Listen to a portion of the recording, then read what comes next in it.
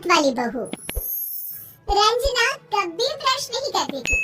उसे कितनी बार उसके माँ बाप ने डांटा, लेकिन उसका कोई असर उस पर होता ही नहीं था, जिस कारण से उसके दांत पीले पीले हो जाते हैं। शादी के बाद। अरे बहू, वैसे तो तुझ में कोई कमी नहीं है, पर तेरे दांत इतने पीले कैसे हैं बेटा? कैसे है मतलब? कोई सर्जरी थोड़ी ना कराई है। वो तो क्या नाम, मैं ब्रश नहीं करती थी तो पीले हो गए। क्या करूं? आप कहें तो लाल करवा लूं या फिर काले?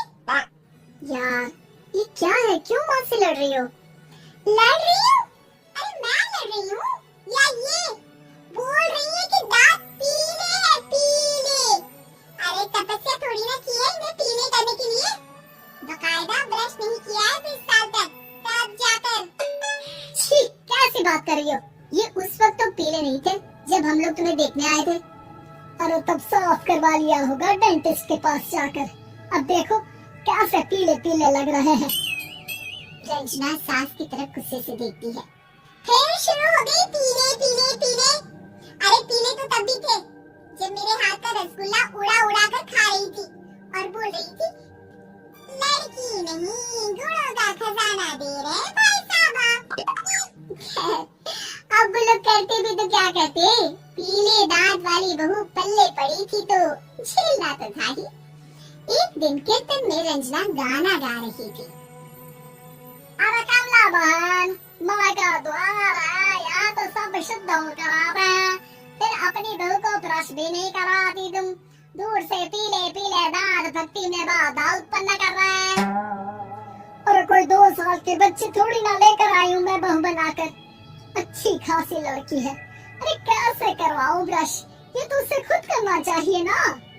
अब माँ बाप तो इसके जैसे तैसे निपटा दिए, ये नहीं सोचा कि सास कैसे संभालेगी। सास बहू को लेकर घर आ जाती है, लेकिन सोच लेती है कि अब इसे लेकर कहीं नहीं जाएगी। अगले रोज बहू कहती है, अरे क्या हो गया, मंदिर नहीं जाना क्या? कीर्तन का वक्त हो रहा है। मेरी मधुर वाणी से कान्हा जी जागते हैं और सोते हैं। आप तो जानती है ना उनकी भक्ति में कितना मन लगता है मेरा। वो क्या है ना, तबीयत ठीक नहीं लग रही है मेरी, आराम करूंगी मैं। तबीयत ठीक नहीं लग रही?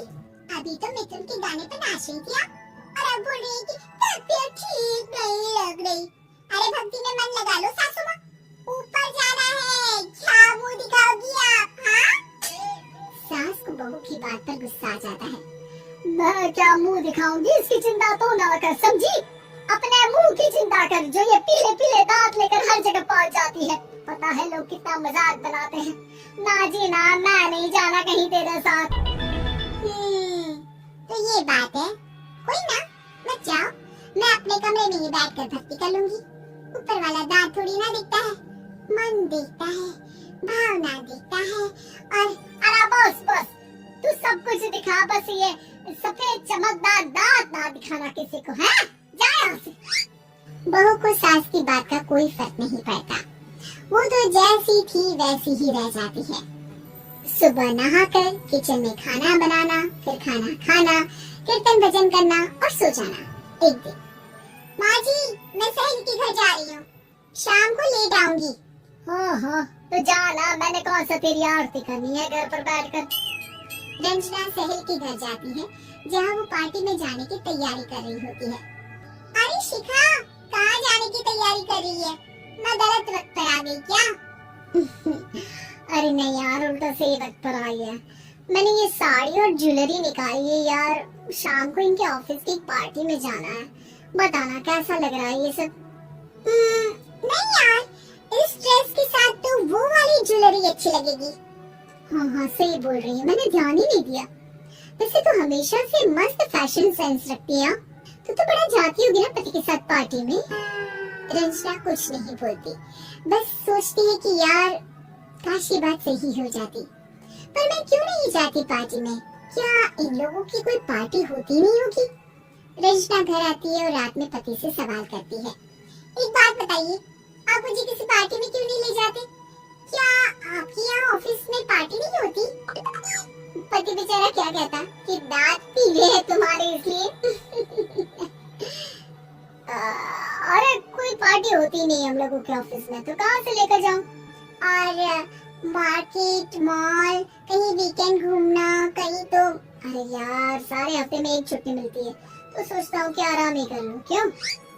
रंजना मन मार के रह जाती है। पहले कभी सास के साथ मंदिर जाया करती थी, लेकिन वो भी सास ने ले जाना बंद कर दिया।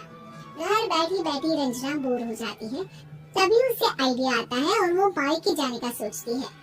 सासू माँ, 2 दिनों के लिए मम्मी के घर जा रही हूँ। अच्छा अच्छा ठीक है, आराम से जा। और हाँ, माँ से कुछ अच्छी आदत सीख कर आना कि कैसे शरीर के हर बात की तरह दांतों की सफाई भी जरूरी होती है, समझी? शुरू हो गई ना? वो लोग आपकी तरह नहीं है कि छोटी छोटी बात का बतंगड़ बना दे। उन लोगों के लिए मैं मायने रखती हूँ, ना कि मेरे पीले पीले दांत। रंजना माँ को बिना बताए उन लोगों को सरप्राइज देती है, लेकिन जैसे ही वो दरवाजे पर पहुँचती है, अंदर देखती है कि घर वाले कहीं जा रहे होते हैं। अब माँ, काश रंजना दीदी के दांतों वाली प्रॉब्लम नहीं होती, तो वो भी हम लोगों के साथ चलती ना बुआ जी की बेटी की शादी में। हाँ बेटा, लेकिन अब उसे कौन समझाए कि उसको उसके पीले दांत नहीं दिखते, लेकिन उसके आसपास के लोगों को कितना एम्बैरेसिंग फील कराते हैं। मुझे तो कितनी बार उसके स्कूल की टीचर ने शिकायत की कि उसके साथ कोई लड़की बैठना भी नहीं चाहती, और ना ही कॉलेज में कोई उससे बात करना चाहता था। लेकिन पता नहीं क्यों उसे ये बात समझ में नहीं आती। कोई कमी नहीं है उस लड़की में, बस यही कि दांत पीले हैं।